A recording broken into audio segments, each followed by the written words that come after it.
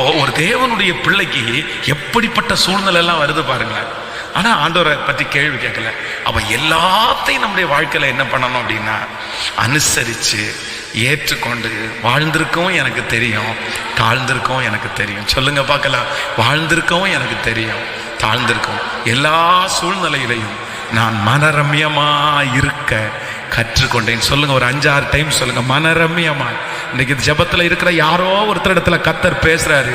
சகோதரனே உனக்காக தான் பேசுறாரு, சகோதரியே உனக்காக தான் பேசுறாரு. நீ மனரம்யமா இரு, நான் ஒரு நாள் உன்னை உயர்த்துவேன், நான் ஒரு நாள் உன்னை அங்கீகரிப்பேன், உன்னை நான் அப்படி விட்டுற மாட்டேன். இந்த சூழ்நிலை உனக்கு சாதகம் இல்லைன்னு ஆண்டவருக்கு தெரியும், இந்த சூழ்நிலை உனக்கு எதிராக இருக்குன்னு ஆண்டவருக்கு தெரியும். இந்த சூழ்நிலையில நீ கடந்து வந்த சூழ்நிலை இந்த மாதிரி இல்லை, நீ இப்பொழுது கடந்து போற சூழ்நிலை நீ ஏற்றுக்கொள்ள முடியாத ஒரு சூழ்நிலை, நீ விரும்பாத ஒரு சூழ்நிலை, உனக்கு பிடிக்காத ஒரு சூழ்நிலை. ஆனா கர்த்தர் சொல்லுகிறார், ஏற்ற காலத்தில் கர்த்தர் உங்களை உயர்த்தும்படிக்கு அவருடைய பலத்த கைக்குள் அடங்கி இருங்கள்.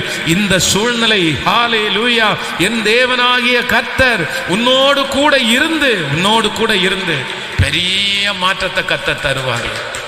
ஹல்லேலூயா.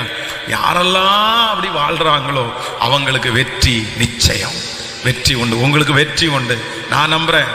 தீர்க்க தரிசனமா சொல்றேன் பாருங்களேன். நீங்க யாரெல்லாம் ஆசீர்வதிக்கப்பட போறீங்க தெரியுமா, யாரெல்லாம் ரொம்ப நல்லா வர போறீங்க தெரியுமா, யாரெல்லாம் தலைவன் தலைவி ஆக போறீங்க தெரியுமா. எல்லா சூழ்நிலையும் கர்த்தர் என் கூட இருக்கிறாருன்னு அட்ஜஸ்ட் பண்றவங்க கண்டிப்பா ஒரு நாள் உங்க தலை உயரும். கர்த்தர் உங்களை உயர்த்துவார், உங்களை வெட்கப்படுத்த மாட்டார்.